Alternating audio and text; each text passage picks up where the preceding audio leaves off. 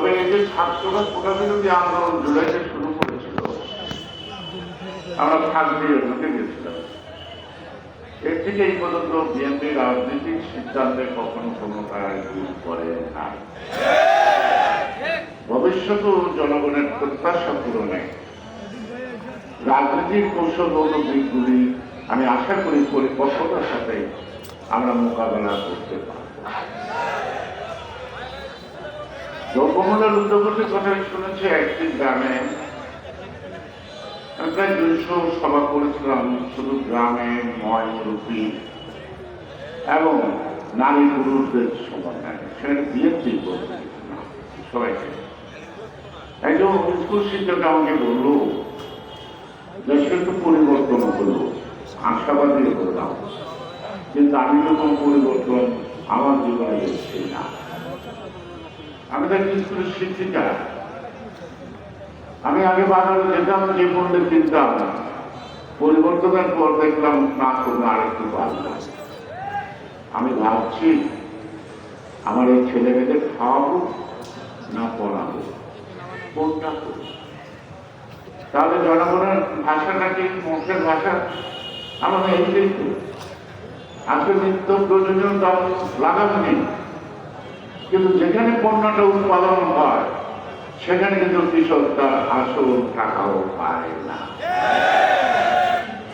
তার মানে যে বাজার ব্যবস্থার মধ্যে যে একটা সিন্ডিকেট নামক কথা আছে, এই সিন্ডিকেটটা কিন্তু এখনো ধরা ছোঁয়ার বাইরে।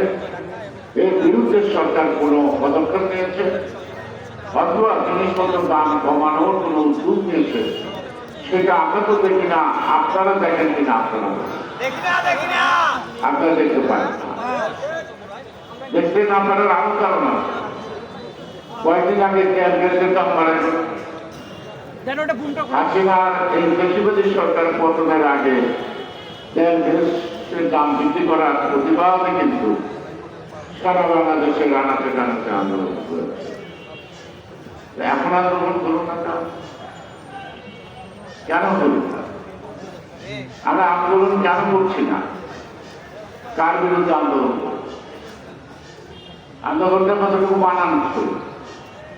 কারণ এই সরকারের দায়িত্ব এটা নির্বাচন করা। তারা নির্বাচনের ব্যাপারেও নাই, সরকার পরিচালনার দিকেও খেয়াল নাই। সকাল বিকাল আমরা জানি গান শুনছি, সংস্কার সংস্কার সংস্কার সংস্কার। আমাদের দেশে কিন্তু বুদ্ধিজীবী আছে, তারা ভালো ভালো বুদ্ধি দেয়। তারা কখনো রাজনীতিবিদদের সম্মান করতে জানে না। তারা বুদ্ধিজীবী, তাদের জন্য কয়েকটা কমিশন গঠন করা হয়েছে। শুনলাম সেই কমিশনে সুপারিশ আছে তাদের 600 পৃষ্ঠা। এই 600 পৃষ্ঠা ব্যাখ্যা করে করতেও 6 মাস সময় লাগে। তারপরে তারা ভাববেন কোনটা কোনটা গ্রহণ করবেন কি করবেন না। আন্দোলন হয়েছে এক দফা, ফ্যাসিবাদের পতন। কেন? সুষ্ঠু একটি অবাধ নিরপেক্ষ নির্বাচন। আমরা যাত্রা ভোট শেষে দিব আমার পছন্দের মানুষকে আমি দেবো। আমি ক্যান্ডিডেটে ভোট দিব, দিনে ভোট দিনে দেবো, রাত্রে দেবো না। তার জন্য না, এই 16 বছর কিসের জন্য আন্দোলন? কেন এত বড় গুমের তালিকা? কেন এত বড় শহীদের তালিকা? কত মানুষের বুক খালি বেরোবে, মা কত ভাই হারা, কত মানুষ সন্তান হারা। অনেকে লজ্জা করেন না। আমাদের যুবক শ্রমিক যারা নাকি বিবাহিত, দীর্ঘদিন জেল এবং নানা জায়গায় পালিয়ে থাকতে থাকতে বাড়িতে এসে ভোট পুজো পায় নাই।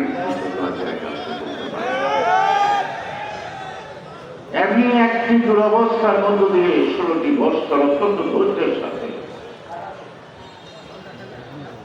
জেল জুলুম ভুলিয়া যত নির্যাতনই হয়েছে আমরা পিছপা নাই।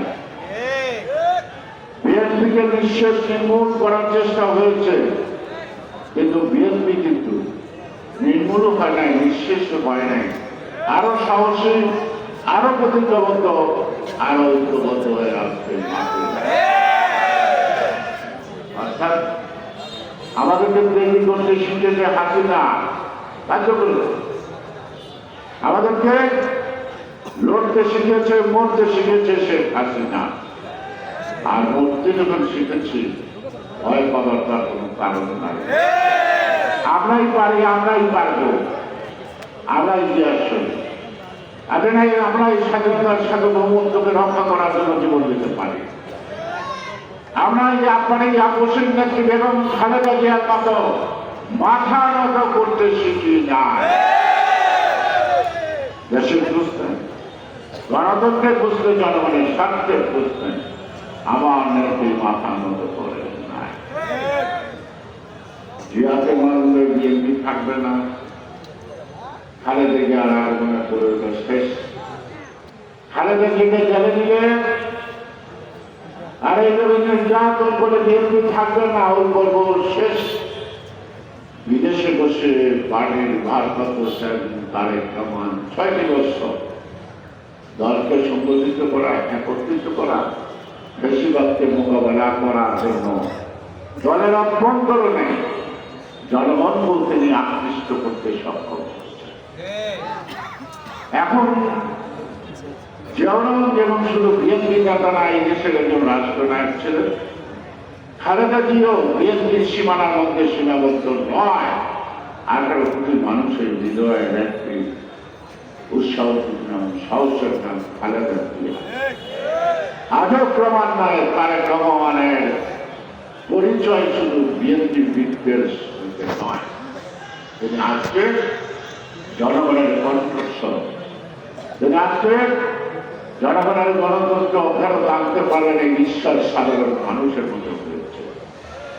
এটাই আমাদের বড় কাজ। এই কারণেই এত সংস্থা সহ্য করতে পারে না নির্বাচন হলে বিএনপি ক্ষমতা আসবে। বিএনপি ক্ষমতা আসবে না, সামনে কে আসবে? ওই যারা 71 স্বাধীনতা যুদ্ধ বিরোধী তারা আসবে না? এই যে প্রতিদিন স্বৈরাচার হাসিনা দুষ্কৃতি আসবে, তারা আসবে বিএনপি জন্ম। কারণ বিএনপির জন্মদাতা নাম কি?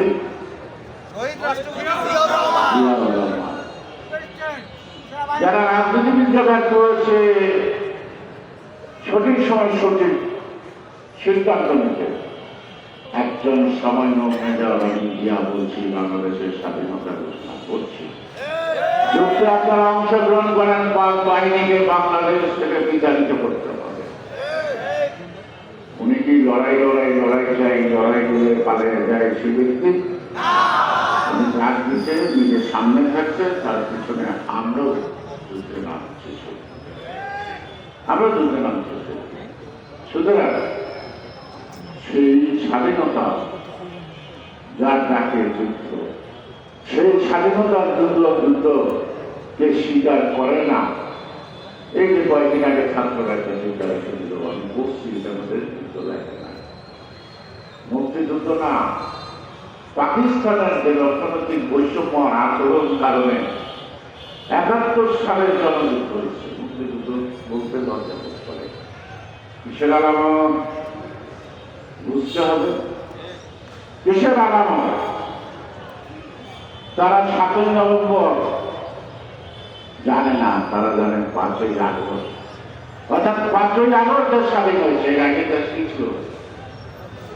১৬ই ডিসেম্বর দেশ স্বাধীন। হয়তো সন্তানটা যেমন ভূমিষ্ঠ হওয়ার কথা তেমন হয় নাই। সেই সন্তানকে সুস্থ সবল করার দায়িত্ব মা বাবা। ১৬ই ডিসেম্বরে দেশ স্বাধীন হয়েছে, সেই আকাঙ্ক্ষিত লক্ষ্যে যদি পৌঁছতে না পারে, সেটাই দেশের এই জনগণের এই দায়ী রাজনীতিবিদদের ব্যর্থতা। তার উপলব্ধি থেকে আমরা এক অভিজ্ঞতা সংস্কার প্রস্তাব দিয়েছি। একটি রাষ্ট্র কাঠামো, একটি আইনের শাসন, একটি ন্যায় বিচার সাম্য প্রতিষ্ঠা করতে গেলে এবং গণতন্ত্র প্রতিষ্ঠা করতে গেলে কতটুকু ত্যাগ স্বীকার করতে হয়, তার এই একটি ধারাবাহিক গণনায় ৩২ দফার মধ্যে আছে।